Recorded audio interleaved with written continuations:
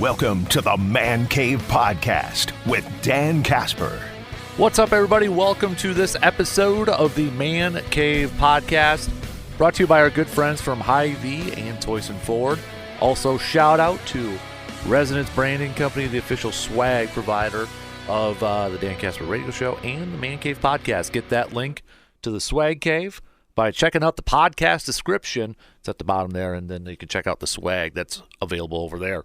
We got a loaded podcast, or loaded episode of the podcast coming at you. Brandon Berg's going to join me here in just a little bit. We're going to talk some Brewers. We're going to talk some Bucks and NBA playoffs, and then we're going to talk some Badger hoops with the news of Chucky Hepburn deciding to go to the transfer portal.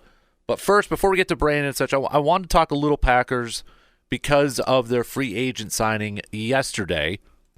Packers signing Andre Dillard yesterday to a, don't know the terms of the contract yet, but Andre Dillard, a former first-round pick by the Philadelphia Eagles in 2019 first-round pick there. Spent last year with the Tennessee Titans.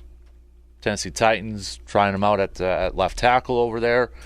And let's just say he wasn't that great in pass protection. According to our friend Rob Demoski, Andre Dillard ranked 54th out of 65 offensive tackles who played at least 350 pass snaps in ESPN's pass block win rate. So 54 out of 65, not great.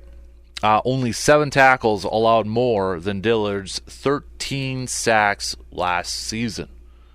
And as Rob noted, though, he was pretty darn solid in run block win rate, 11th out of 65 in run block win rate. So that's where I feel like if I know the attention is former first-round pick, Packers signing a former first-round pick, you see left tackle and you're thinking, okay, that's the new starter.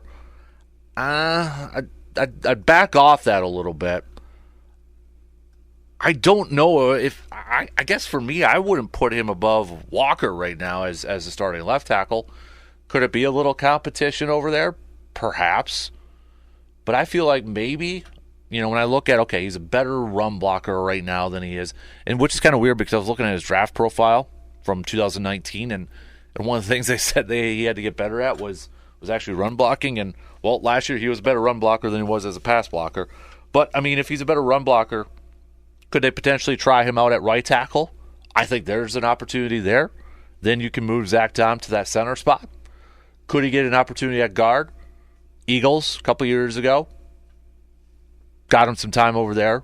Was a fill-in over at guard too. So I wouldn't, and maybe he's just the potential as a swing tackle for this team. That could be a possibility as well. But I would not just automatically assume. I would just not automatically assume that you're going to plug him in right away at left tackle. Then I know some people are kind of running with that, at least on social media and such. I wouldn't do that. I feel like maybe he's better suited as a guard or right tackle right now. And it's not to say he can't get better at pass blocking either. Adam Stenavich, Luke Butkus, Kevin over there, could they, those two, perhaps try to, get that untapped potential from Dillard? Absolutely. There's still time for him to get better at that. But I think right now, maybe he's better suited to play guard or right tackle. And I don't know if this necessarily changes things with the drafts coming up next week. I don't think signing Andre Dillard necessarily means, oh, okay, that means they're not going to probably get a tackle in the first round. If anything, this just protects Green Bay too. It gives them more depth. It allows them, okay, maybe not to have to reach for a tackle or it just, I've got no problem with depth. More depth, the better. You can't go into a draft with the mindset, okay, we got to get this with our first pick. We got to get that player. We got to get that position. Because if it's not there, you don't want to get in a position where you're reaching at that point. So I think it's a little protection that they got some more depth there. And maybe it's more in terms of day 2, day 3 sort of stuff. Okay, because we know Green Bay is going to probably, or at least right now, they want to probably grab a few offensive linemen for depth, but if the board doesn't fall that way, well, they got a little bit more protection, bringing in Dillard now for some depth purposes. But I don't think it necessarily changes the potential of Green Bay going out there and getting a lineman, an offensive lineman, for their first pick. I don't think this changes it by any means. All right, let's bring him in.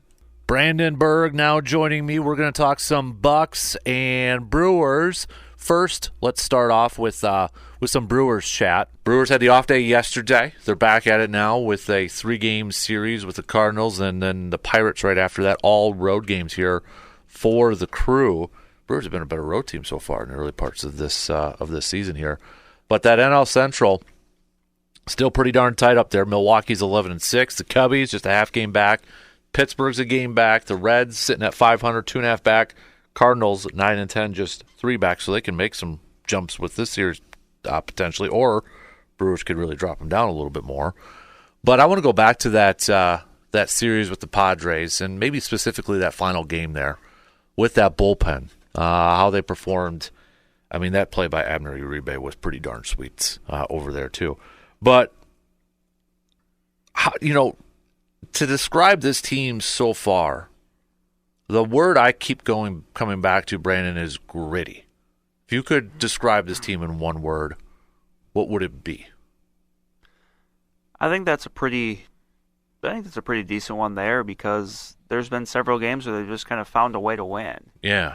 And I think Wednesday was a really good example of that, where you're no hit through 7 2/3. Right. You scratch across one run, mm-hmm. and it was very much scratching across. It was kind of a soft single, a stolen base, and then another kind of soft single that scored it. I mean, there was very little margin for error, but in a day where it was a bullpen game, mm-hmm. it was Bryce Wilson and Brian Hudson for, I think they combined for 6, and then being able to go to some of their quote unquote A guys later on. It worked out. Mm-hmm. So we had somebody text in as a receiver defer yesterday, with this. I think it was our friend John. Yeah, it's right here. A receiver defer. The Brewers will use the bullpen more often for starters, like they did on Wednesday against the Padres. So I'll ask you that, but then on the follow up to that would be, is that necessarily a good idea because how much this bullpen has been taxed so far? It seems like. Yeah, I could see them doing it, and it is something, you hear the idea of an opener, mm-hmm. Where maybe you've got 1 or 2 guys that'll go maybe one time through the order, and, between those 2 you could cover maybe 5 or 6, like you did on Wednesday, where if they're really working well and you can kind of play matchups and stuff like that, but I think you could do it at times, but I don't think it's something you could just plan on once, every time through the mm-hmm. rotation. Does it help that there's an off day after that? Yeah, I'm sure that probably was a part of it, mm-hmm. where they knew that, hey, if we we can work a fair amount of guys today, knowing that they're not going to do anything tomorrow. Mm-hmm. So I think it can kind of have its place. I think Bryce Wilson is a decent guy to kind of put in that spot, because he's a guy that I don't know if you want opposing teams to see 2 or 3 times, going through a lineup once again mm-hmm. and once again. So, but I think it's something you'll definitely see them do throughout the year. Mm-hmm. When the situation kind of dictates it. Do you? And I know it's still early in the process or his season, but Wade Miley, is he a guy that might be in a similar situation like that where he's going to go out there for? Do you still think that are they just ramping him up still at this point? I mean, I almost feel like it. We always joke if you can get 110, 120 innings, whatever it is, out of a season with Wade Miley, you're in a good spot. But considering it seems like he is kind of fragile, and I know he's up there in age and such, in the last few years it's been one year he's had just double-digit innings, and it goes triple, and it just goes year by year. And if we do that based off the 4 or 5 years, whatever it's been, he's due just to play double-digit innings this year. So, I mean, is Wade Miley a guy that, when he's out there, he's that quote-unquote opener that you can't really expect to go 6 or 7? Or I think it's possible he can. I think the reason the start was so short, was it Tuesday? Yeah. Was because he took a ball off the leg for Manny mm-hmm. Machado. Yeah. I think that was. Even though he was kind of struggling a little bit early on, it was just you had two really bad innings from the Brewers in that series. You had that, was it the fifth inning in the first game, and then that first inning in game two where, it was kind of, snowball rolling downhill. It just seemed like, kind of one mistake or one little, bleeder made it through, and then something else and something else. So, no, I'm still pretty confident that as he continues to ramp up, that he'll be able to go, 5 or 6. I mean, he's not a guy that's going to go out there and give you 8 innings every time out, but, 5 or 6 innings from him, I think, is usually going to put you in a pretty good spot. Yelly out, as we were talking with Dr. Crow there a little bit, with the back. It's giving me flashbacks of Brawny and obliques and thumbs and all that. I don't, we'll see when he's potentially going to be back here at this point. But you look at the rest of this offense, I mean, you go to Pat Murphy's, and, he said a lot of stuff in spring training. But in spring training, he said, hey, William Contreras could be the best catcher in the National League. And William Contreras has also said he wants to play every single game.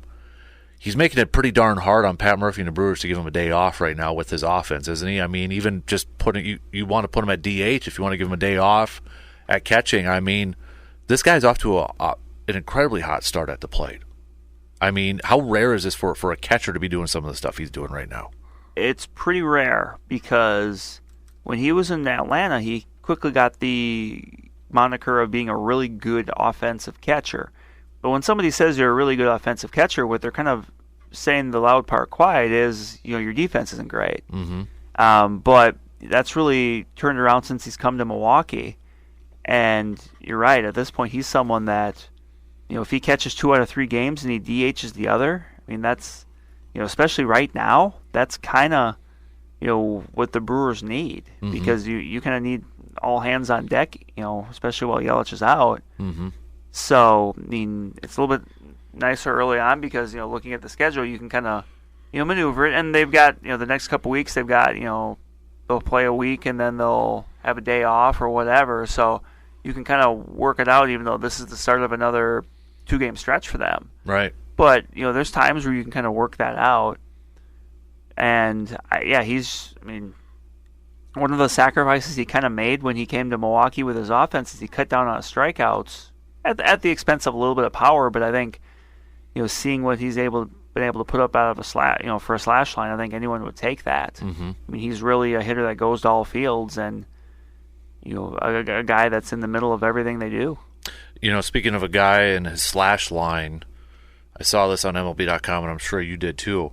But Ortiz, has he kind of, when you look at this offensive lineup for the Brewers, Contreras, Yelich with the home runs, Bryce Terang with the stolen bases, Sal Frelick is having a good start. MLB.com had Ortiz in their top 10 for rookies, so far to start off the season, and they talked about his slash line on there, and we knew about Ortiz's defense coming in.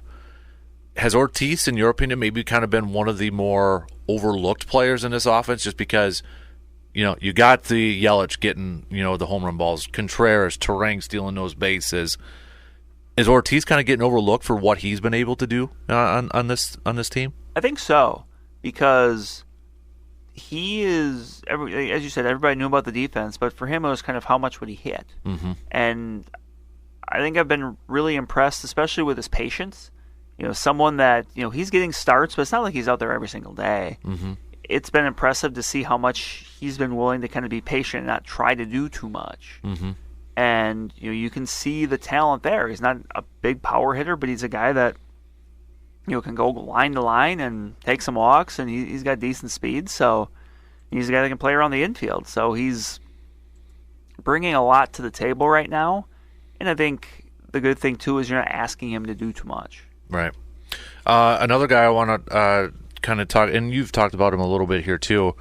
Offensively, he's maybe not putting up a bunch, but Bowers over at first base. And then on Wednesday, he made some nice picks over there on short throws.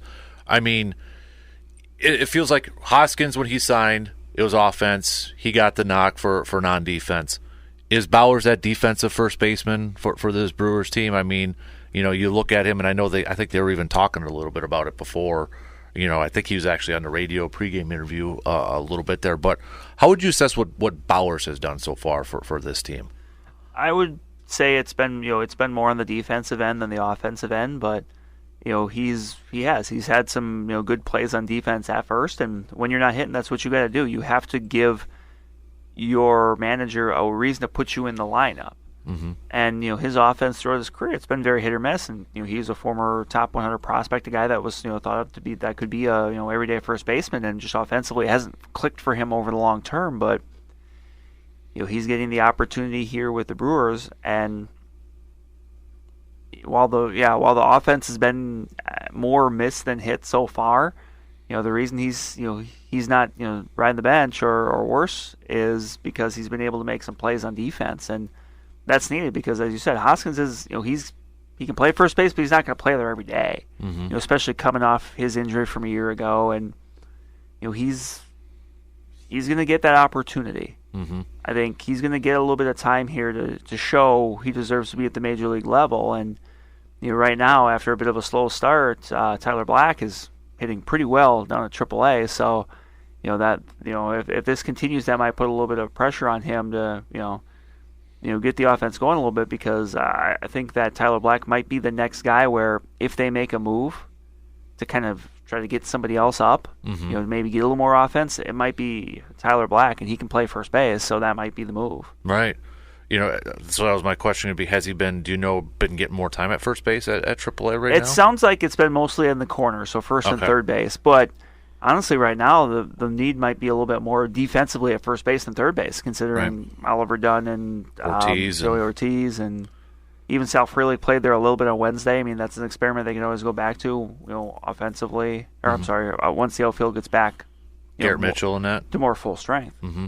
Well, I mean, the way Blake Perkins is playing, too. I know you're a Blake Perkins guy, so he just seems to be that, the perfect bench guy, to go out there, whether it's the Tyrone Taylors, back in the day, or one of those guys. I mean, he had the RBI the other day, but he just seems like whenever they need to have him step up, he seems to make those moments count.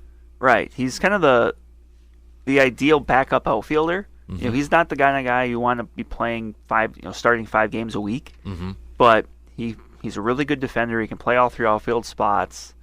He's a switch hitter, so you can kind of put him out there either or. I mean, his offense isn't great, but he generally gives you a good at-bat, and he's got speed, so if he gets on base, he can go take a base or score from first on a double. So he's an important piece, even if he's sometimes maybe an overlooked piece of the puzzle. Mm-hmm.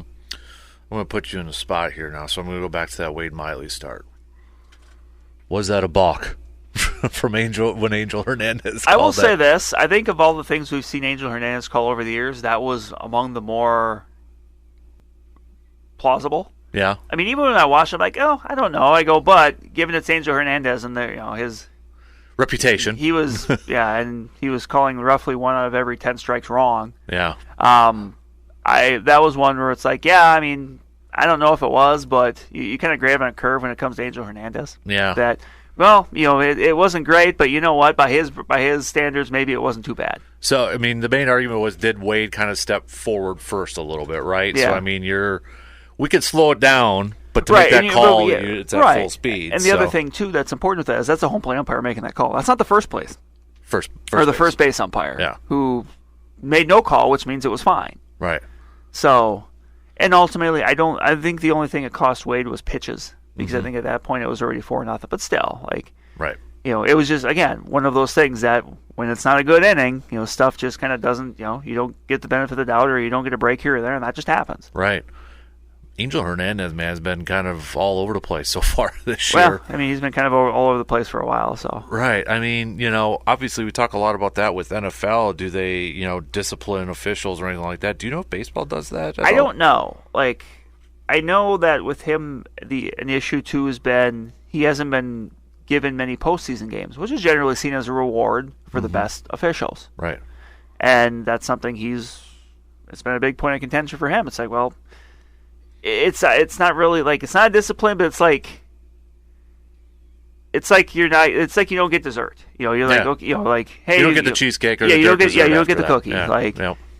And it's tough because, I mean, you want your officials in all these sports to be held to a high standard, but at the same time, the union does a good job of kind of protecting him as well. So it's just, I just think of a phrase that the now retired former Journal Sentinel Brewers reporter Tom Hodrickart would say. It's always the same guys. Yes. And it doesn't matter if it's something like this or just something else. It's always the same guys. Like when something goes wrong, it's usually the same person that's in the middle of it. Yeah. Usually I feel like, too, if you're an official and we know your name or an umpire, it's probably not for a good reason, No, right? the only one I can think of offhand was Ed Hockley, and that's just because he had the guns. Right. He had the big pipes. That was it. Otherwise, usually if you know an official, the best ones are, the ones that go about their bit. And there's a lot of really good umpires in Major League Baseball. Right. It's like offensive linemen, I feel like. Yes, you don't know. Yeah, oh yeah. You don't know them until stuff is going wrong. Or like a long snapper or anything like there's that. There's just certain things in sports and in life where when you know someone's name, that's not always a good thing because there's certain jobs that kind of thrive on anonymity. Right. Yep. Exactly. Although Ed Hockley did have that one, was that 2008, I believe it was? It was a Denver game, wasn't it? Remember that one where it was a fumble or something like that? I remember watching it in college. And he didn't blow the whistle. I don't know. I have to do. But yeah, Ed Hockley was because of the muscles. Let's be real. So we need more officials like that. What's Ed doing in the RV? They have an opening right now for the head of officials. There you go. In the NFL with Walt Anderson stepping down now. I was reading it's the job nobody wants, but it might be the most important job. Right. So Dean Blandino, he left it.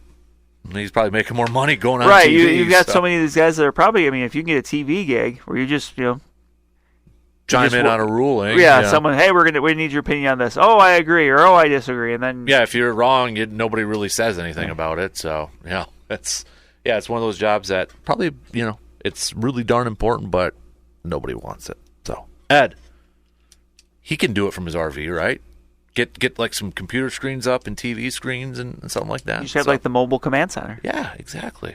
The cruiser. Yeah. Have a couple weight benches and some. Yep. Could have the Bluetooth in his ear, while he's doing a little bench press or something like that. Multitasker. So, he was a lawyer too, so he knows how to do all that. We'll know who the 8 seeds are for the NBA tonight with the playing games and such. T-Wolves get started tomorrow, and then the Bucks, of course, on Sunday. Brandon, on a scale of 1 to 10, your concern level for the Bucks winning this series against the Pacers?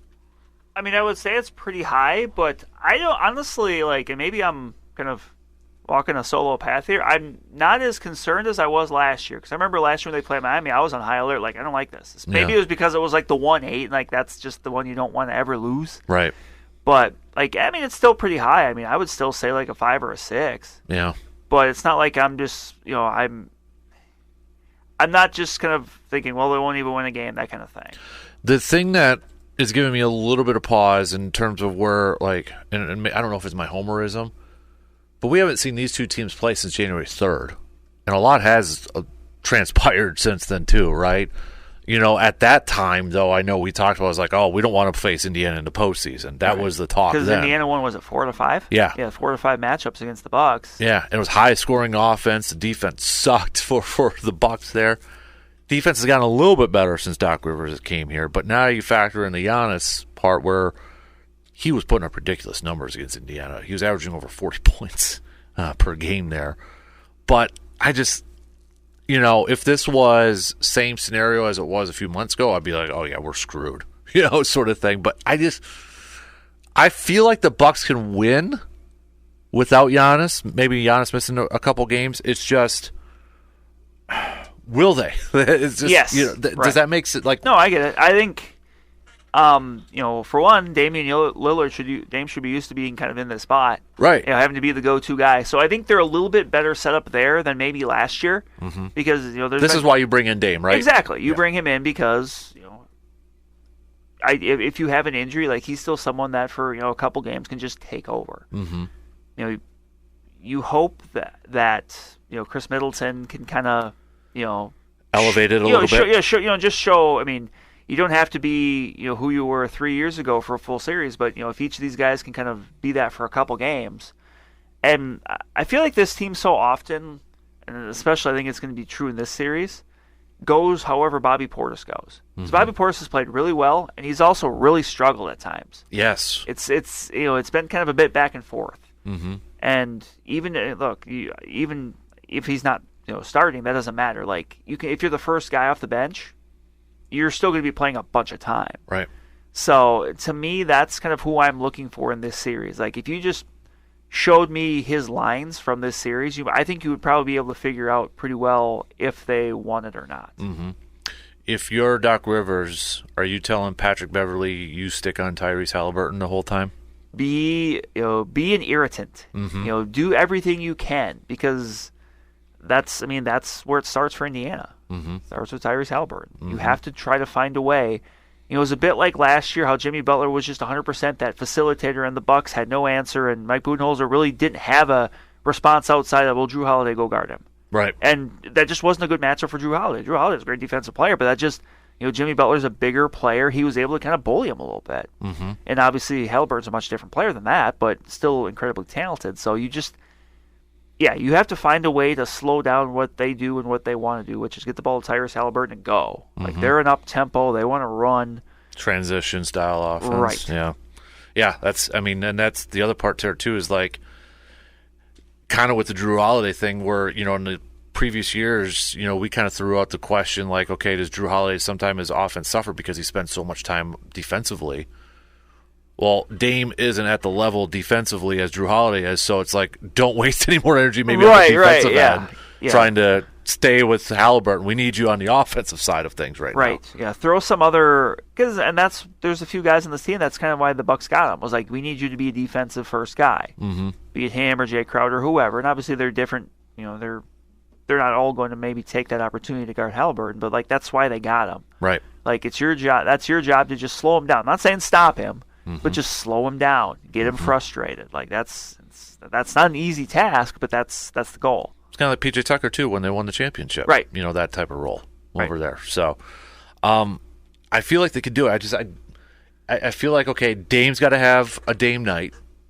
Because he struggles sometimes from three, and I know he's dealing with some injuries and all that stuff too, but I completely agree with you on the Bobby Portis one. There'll be some games where he's like, the 30-point games, and he just can't miss from three. And then might be a couple nights later, it's like, where is he, in the stat sheets and such. So he's got to be a big guy. But, yeah, Chris Middleton too, I think, when Giannis is in and Dame's in, I like his role of 15 points, 6 and 5, that sort of thing. Space the floor. Yep.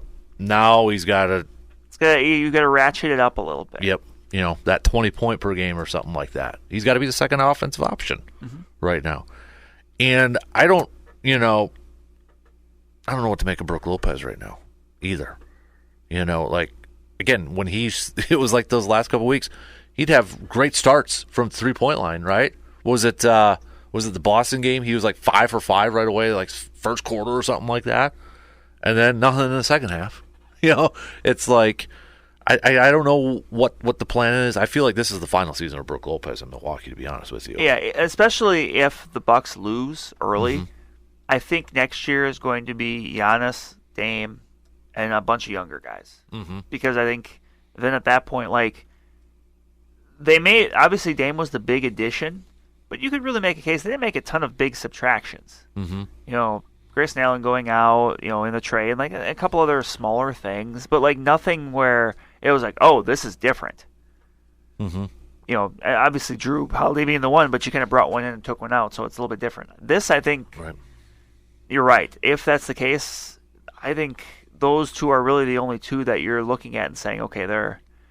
And I think the other thing too in this, and I don't know if this is going to happen, I would like to see some of the younger guys get a little run. Be it an AJ Green. Like, it seems like Doc is very veteran focused. Yes. But those younger guys, I think, can bring some stuff to the table. AJ Green's had his moments this year. Yep. Like, I think he's earned a chance to play.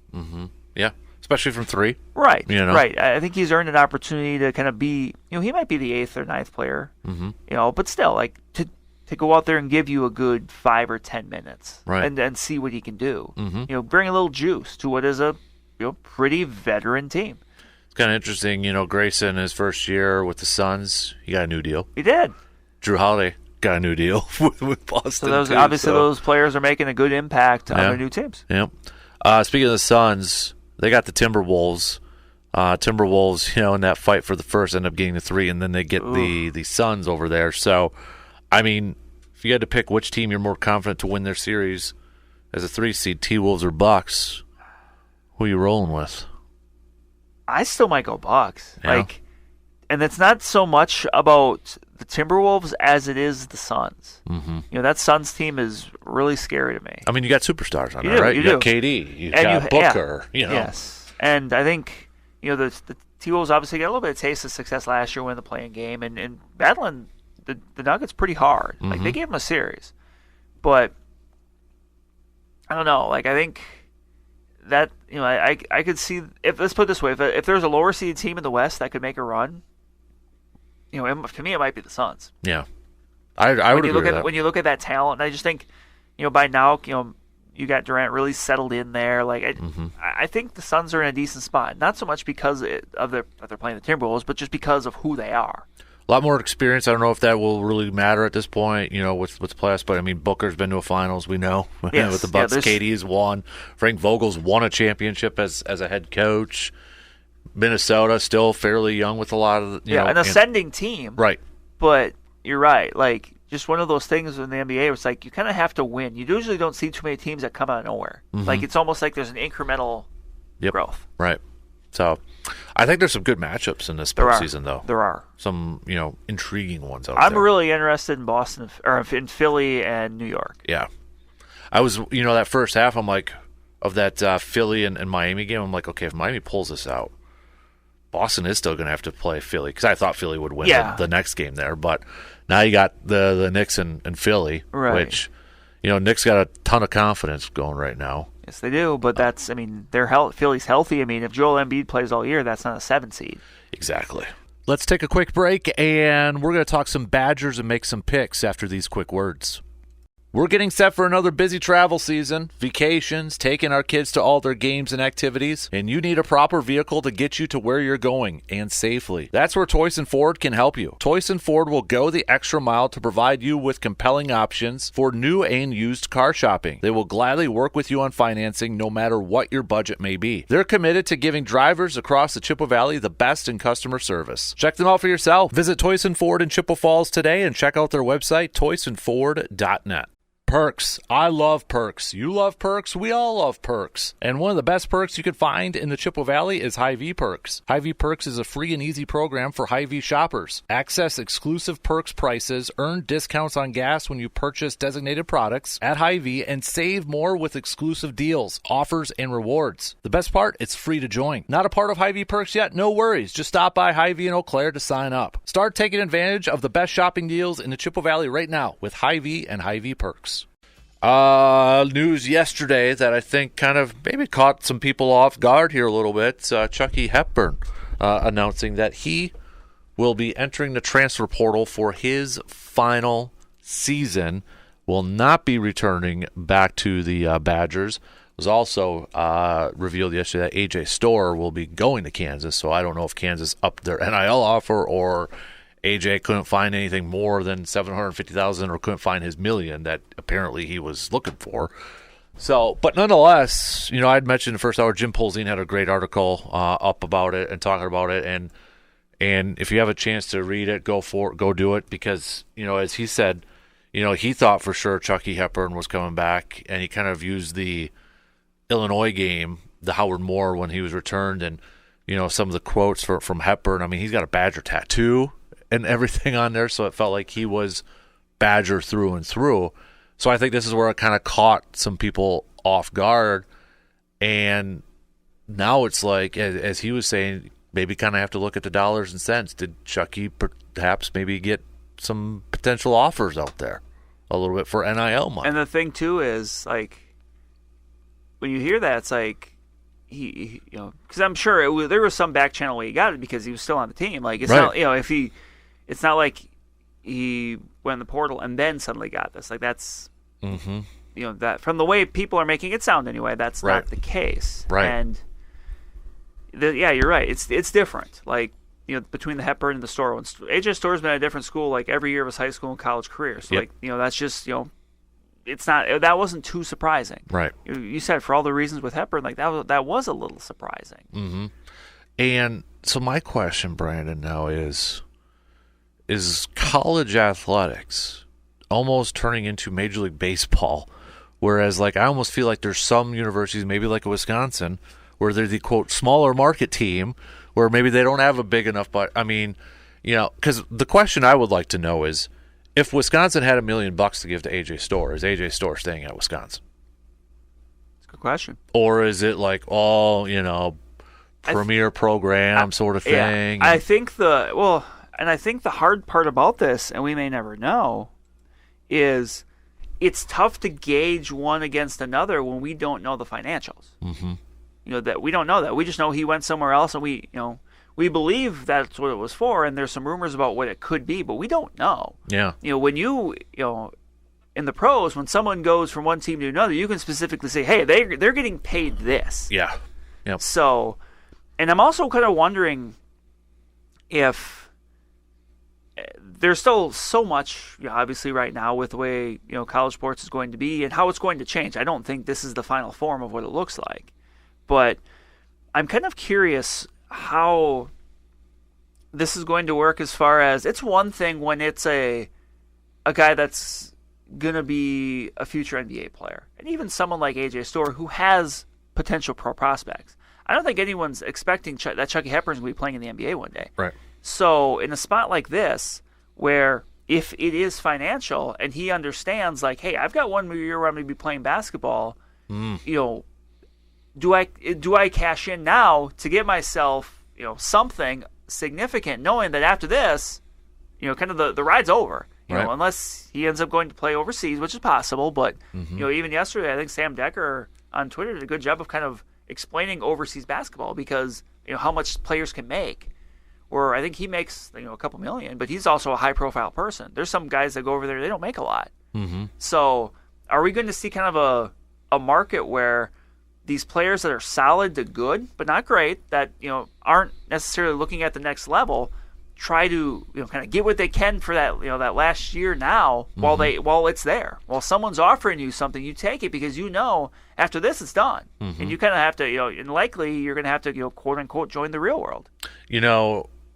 In that article that Jim Polzin wrote, he mentioned McCaffrey from Iowa. When McCaffrey told like the board, their point guard Perkins got $500,000 in NIL, and now he's with Missouri.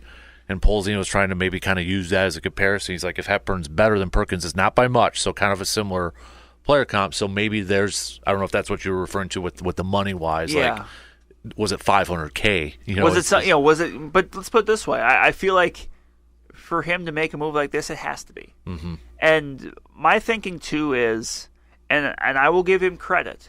Yesterday here on the station, at the end of the show, I thought Bill Michaels actually did a pretty good job of kind of laying out his point on things, where this is how it is, but at the same time, you still have, as much as we want to blame the kids and say, oh, you're taking the money, they're not taking the NCAA's money. Mm-hmm. It's still a matter of the money they're getting is not coming from the NCAA, and the NCAA can kind of look, people can look at this and say, oh, the kids, yada yada, they're ruining it, but the NCAA is still kind of clutching onto its money it has and saying, no, we're not giving anything up, and ultimately, if you want to kind of change this a little bit, you're going to have to give to get. You're going to have to maybe give a little bit, and the thing I think of is revenue sharing, because obviously the NCAA makes a absolute ton of money, but they don't want to have to give a single red cent of that up.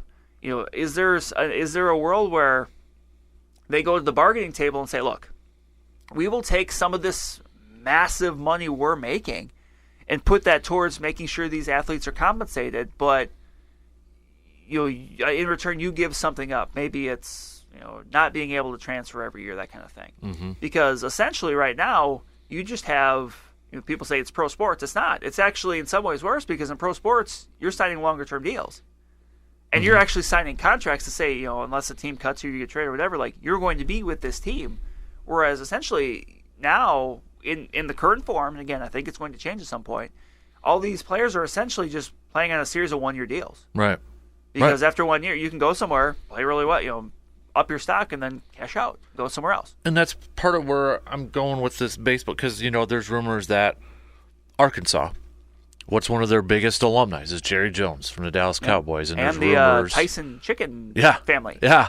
And there's rumors, Calipari goes there. Was that a Jerry Jones thing? And now there's other rumors that Jerry Jones is trying to, funnel money in there to get all the Kentucky recruits to come over to Arkansas and all that. And it's like, okay, it's almost like an owner now, even though he's an alum, but he's, NIL. And it either is going to take, an alum like that who's so dedicated to the university, or all these other sponsors.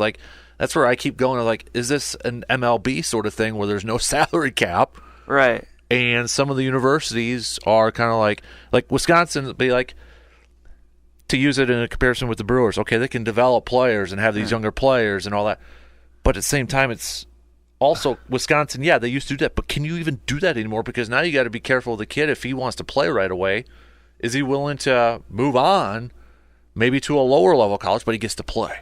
Right. And I will say this. I do think that from the sound of it, Wisconsin has done a lot of good work in the last few years, kind of beefing up its NIL program. So I don't think that they're in a spot like the Brewers, where the Brewers are kind of lower half as far as payroll. I think the Badgers are much closer to the top than the bottom on that cup, because Wisconsin's a pretty high profile university.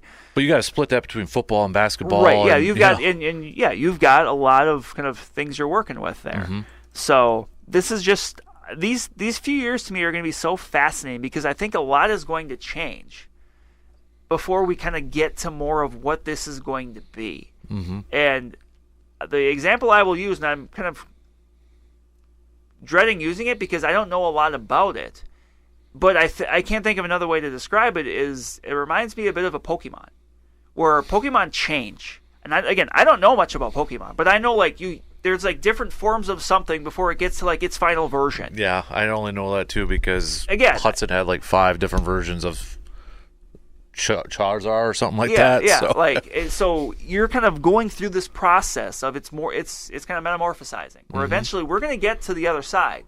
Now, are we though? Because baseball, a lot of people would love them to have salary cap. That ain't going to happen though. Well, no, but that's to me that's a bit different as far as making comparison for college from where it came from to where it's going. I just feel like there's going to be a lot of trials and court cases. It is. And here's the thing: so far, the NCAA has not done very well in court when people have challenged them on things. So right, it's going to be such a process, and you're going to have a fair amount of people that get turned off to the sport. Now, I think that it's not going to be as much as maybe some doomsdayers are thinking, because I still think that once you let the betting door in, or the betting into the house, you're going to still have people that are watching, even if they're not connected to a school. They're still going to be watching for that component.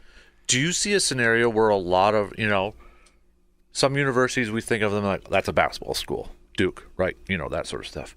With this NIL, do you see a scenario where maybe some schools kind of okay, they got a really good, let's talk about the money makers for life. It's basketball and football, right?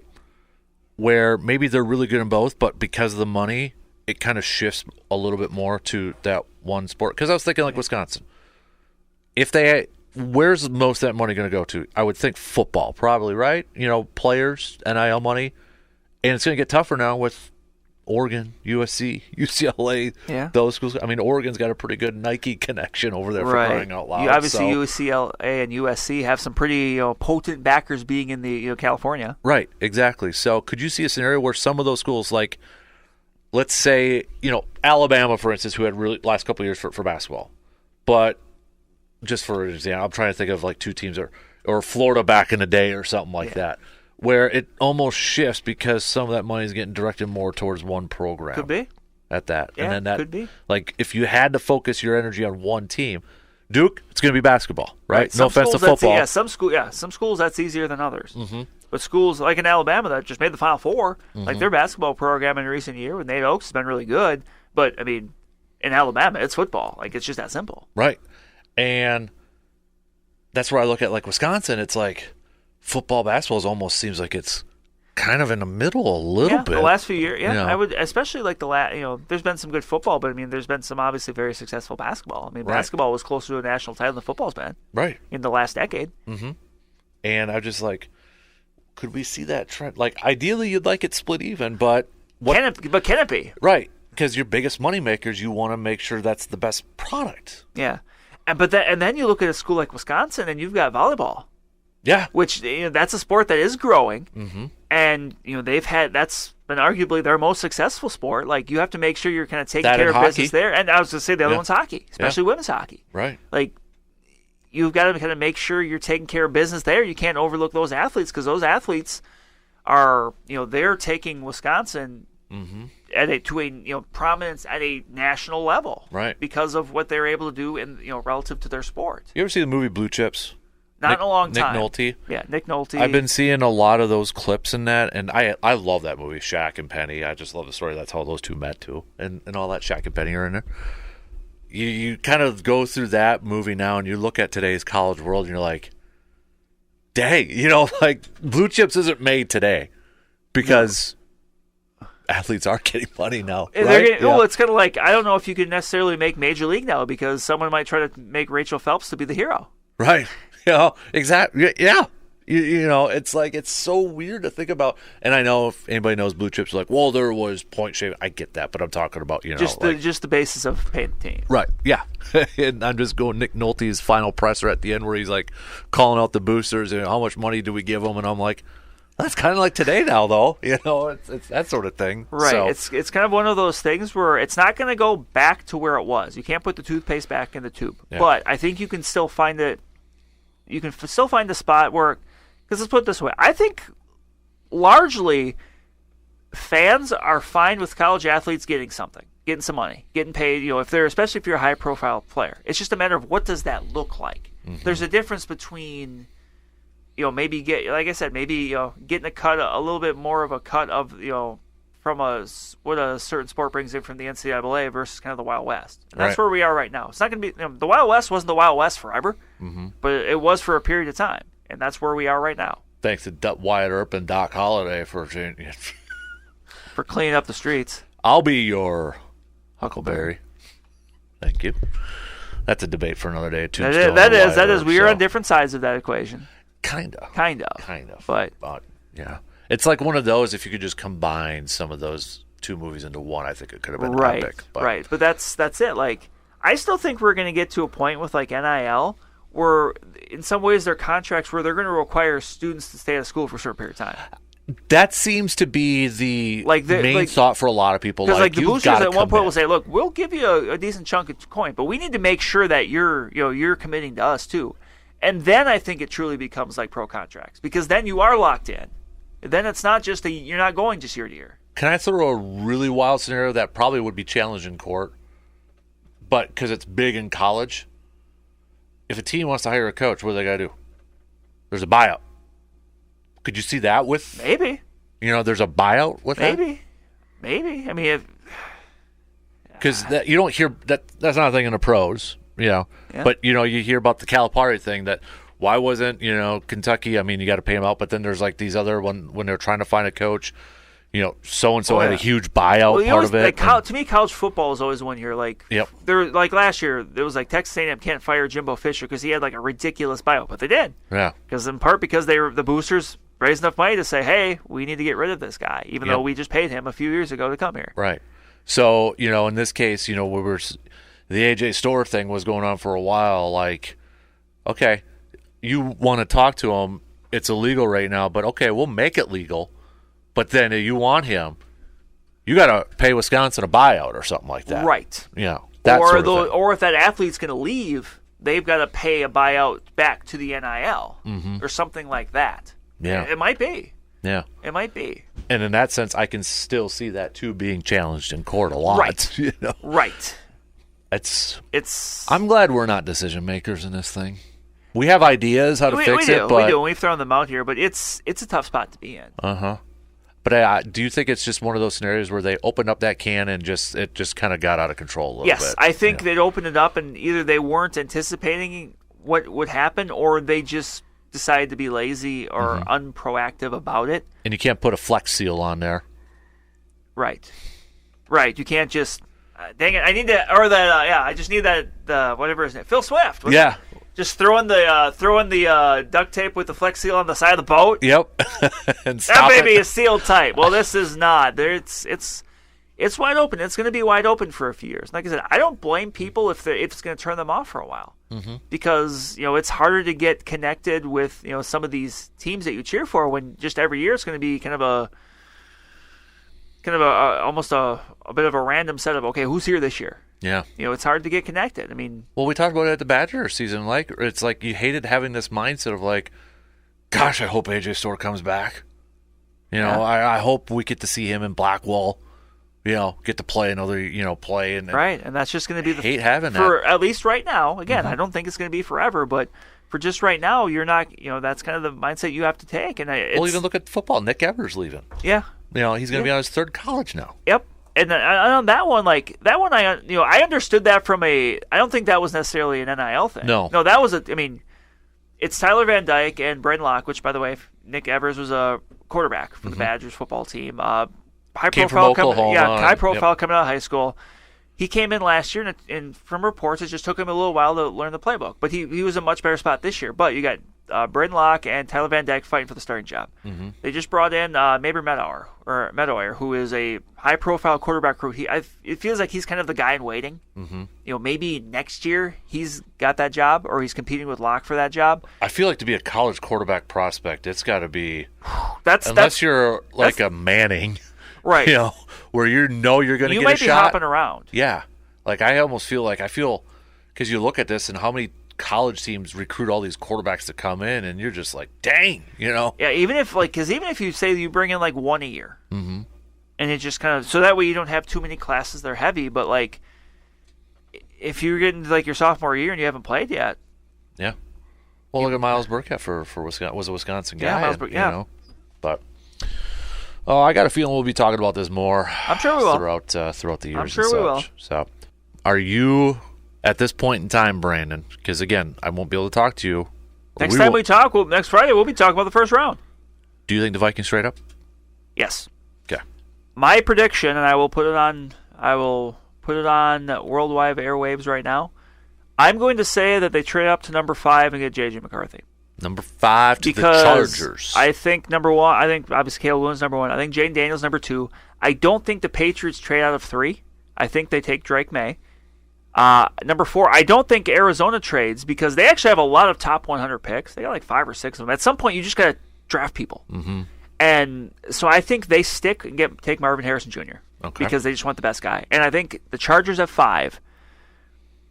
That's a rebuild. That's a retool. They need draft capital. I think they can trade down. They're not trading down too far. They can still get a really good offensive lineman at 11. And I think that, I know there's been some scuffle about, like, was Jim Harbaugh upset with the Vikings about, because he, yeah. But here's my thinking. Who are the other teams looking to trade for a quarterback? The Broncos and the Raiders. Do you think the Chargers are trading with either of those teams? No. So, no.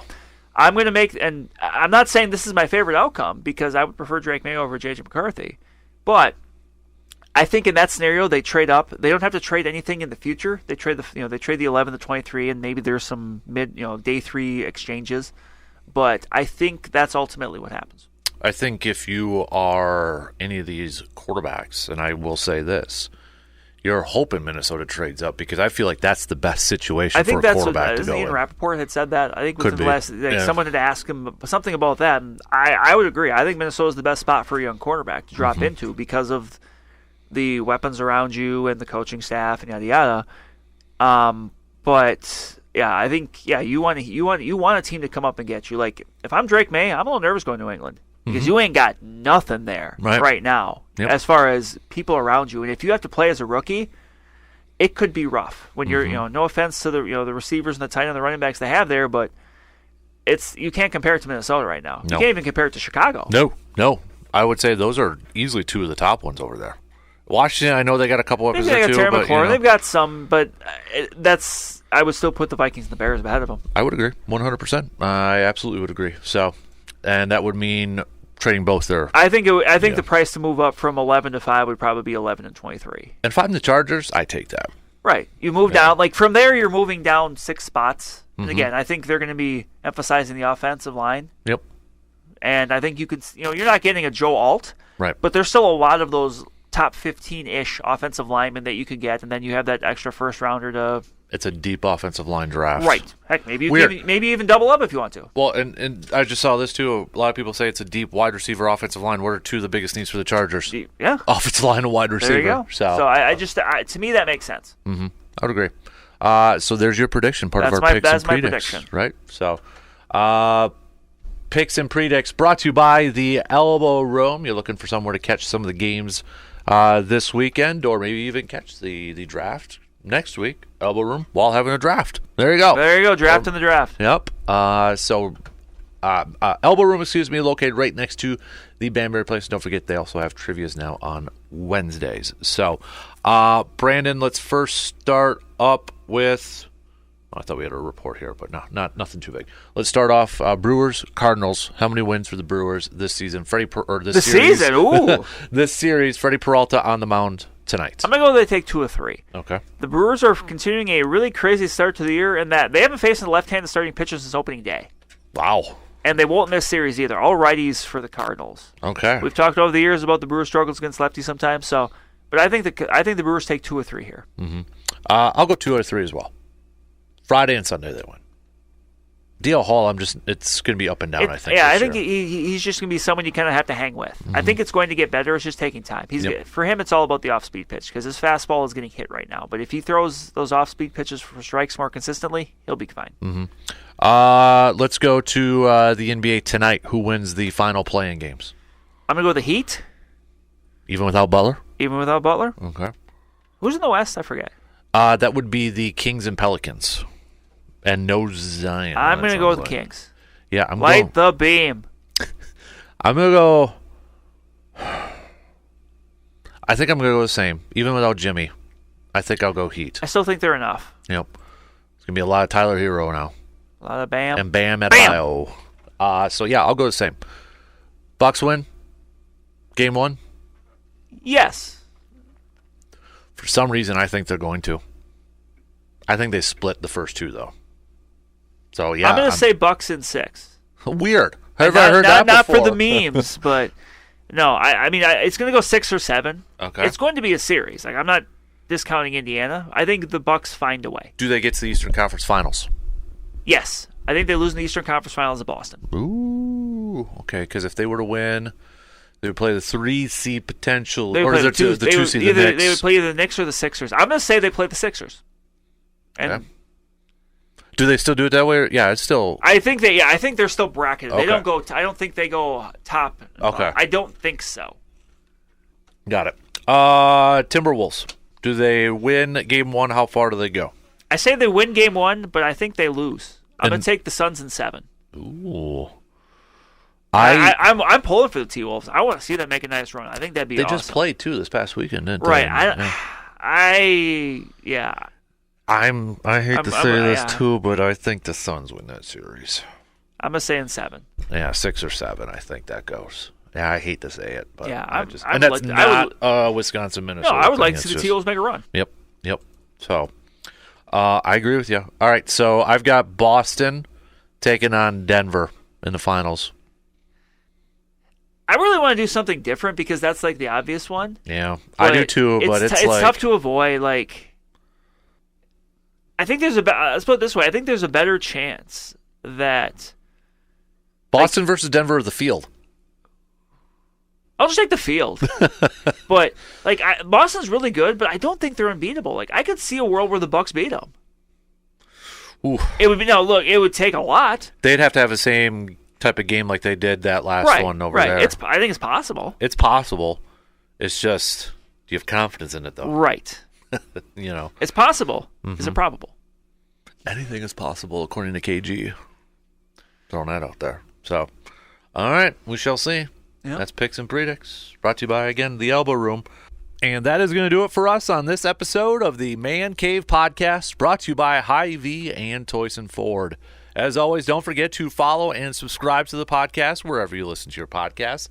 If you haven't done so already, but if you have, thank you so much. Don't forget to give us a 5-star rating and a positive review so others can find the podcast. That's how it works. Don't ask me how. Just that's what we're told here. So if you got a few seconds to do that, that would be awesome. Until next time, I'm Dan Casper. We'll talk to you on the next episode of the Man Cave Podcast.